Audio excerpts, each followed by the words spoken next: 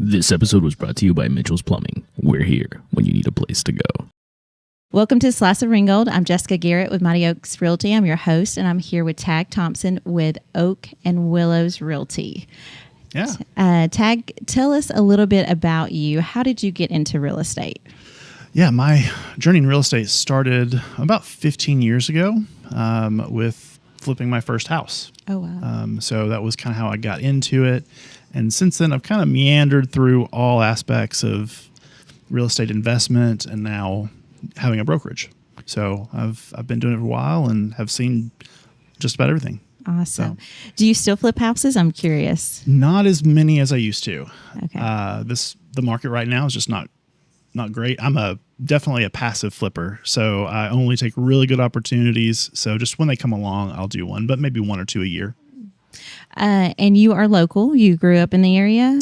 Yeah, I grew up in Chattanooga. I was born in Chattanooga and Eastridge, and I live there now. Took a couple of breaks to do some mission work in my mid-20s, but I've been here pretty much since then. Oh. Yeah. So you mentioned just a minute ago about, looking for those prime opportunities for investments. Kind of put you on the spot, but what are some key things if somebody's getting into investments that you would say, hey, this looks like a good opportunity? Is there a few factors that you're like, hey, this is a green light or this is a red light? Yeah, be very clear about your exit strategy.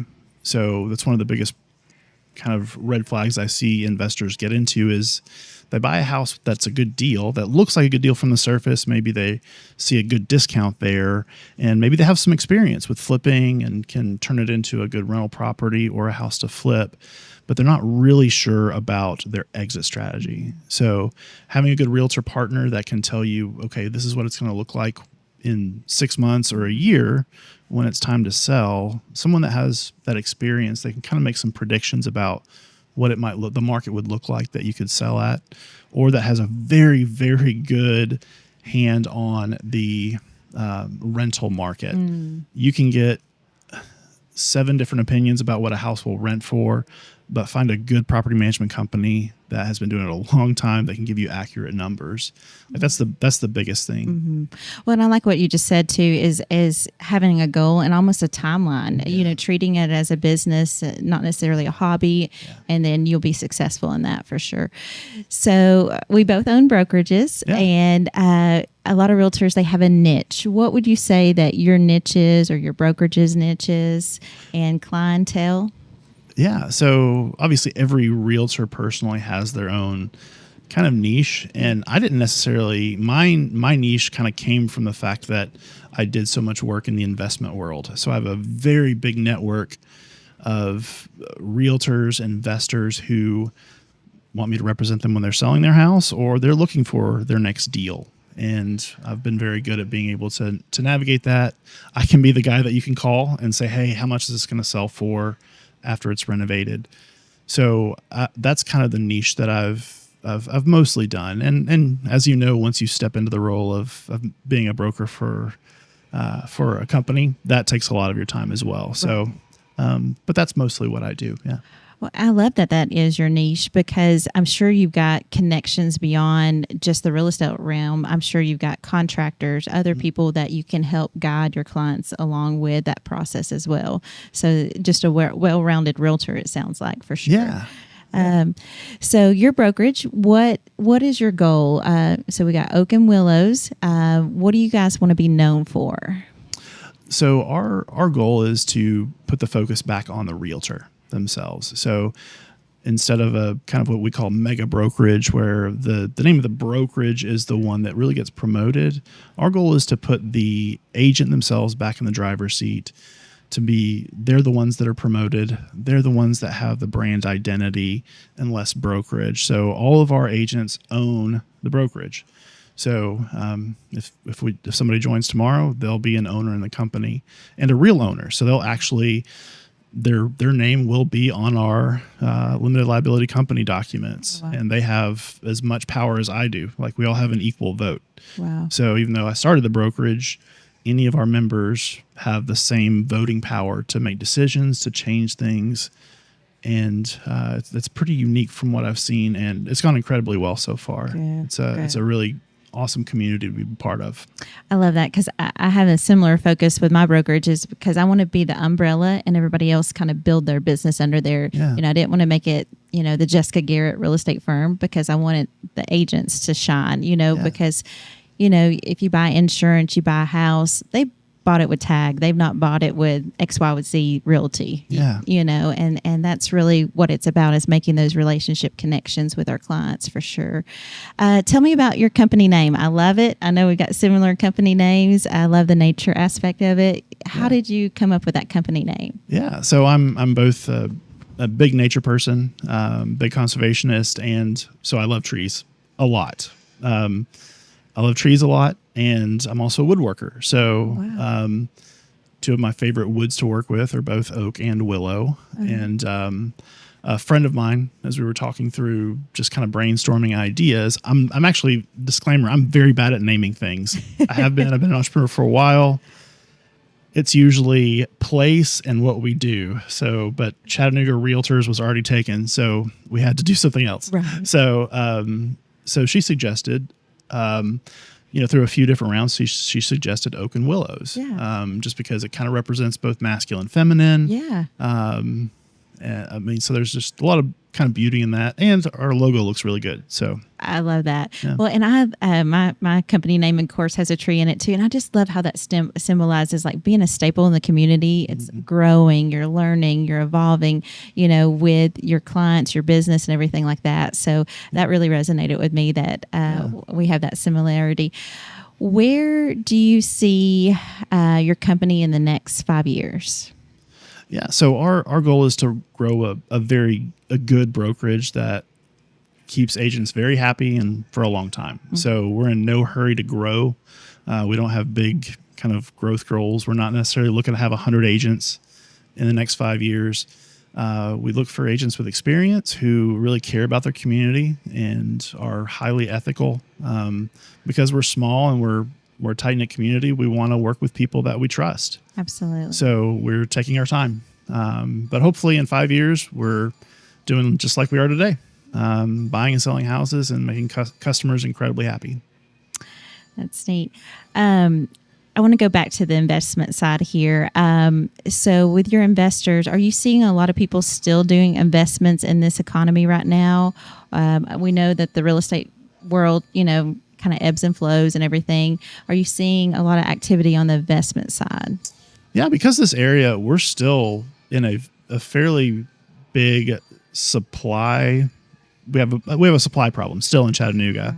Right. We had a lot of demand coming out of the recession, and the builders just couldn't really keep up. Population's grown extensively here, so that's a long way of saying no. As long as there is demand, you'll see investors build, both building, renovating, doing what they can to provide housing for that. So while we have seen a little bit of a decline in, your investors that are a little bit like me, the ones that are very passive and are just looking for a really good situation, a lot of those people have gone away just because those kind of deals are very hard to find. Mm-hmm. So we've seen a little bit of that, but no, for the most part, we've got a very good investor community around here, especially in North Georgia.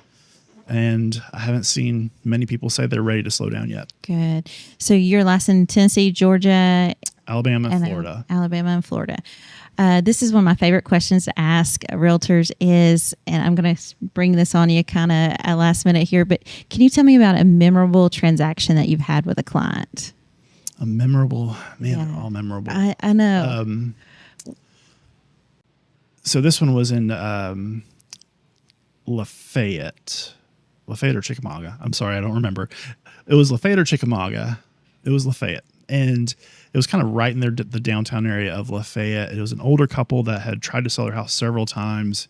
And it was a pre-1900s home. And every single time it went under contract, the inspection just killed it. Every single time. So I met them. We had a buyer.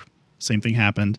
I found him another buyer who was willing to put up with a little bit of the fun things, the perks of owning a house that's over 100 years old. Yeah. And the thing that it came down to, there was some 125-year-old beams that were holding this house up. Oh, wow. And so, of course, it was causing some foundation issues.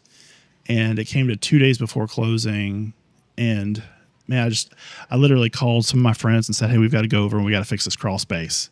And so me and the seller and a couple of my friends were hoisting up and moving around these, beams that were 12 by 12, rough cut timber. I was going to say, I've seen that before, and it's like the log itself. Yeah. I'd never seen that before. But that was both incredibly interesting and fun, but also, in a crawl space that was not big enough for these beams. Hoisting and moving around was a lot of fun. So that was one that was memorable, and I love being able to help people that have just tried and tried. Right. And be able to get it there. So closing with them was fun. They still text me once every couple months. I love that. I get Christmas, birthdays. They always keep up with me. So I love that. And it sounds like, I tell the realtors that work with me, I'm like, we don't want to be problem solvers. We want to be problem preventers, and that's what you were doing right there for your clients. And so you were helping both the buyers and sellers.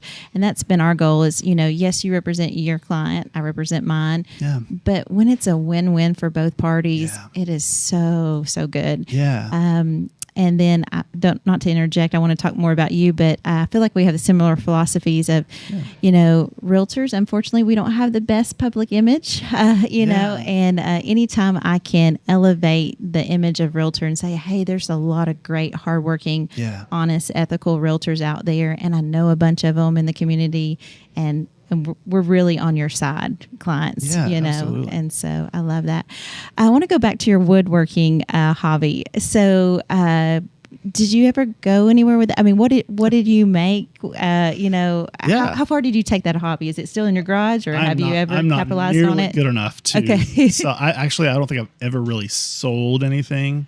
So I make things for people that list their houses with me. Oh, wow. Or buy their house. I usually have some small things that I make, but usually smaller things. I love kind of like unique shelving systems. I like lighting fixtures. I make a lot of like wood lighting fixtures where the lampshade is actually made of wood. Yeah.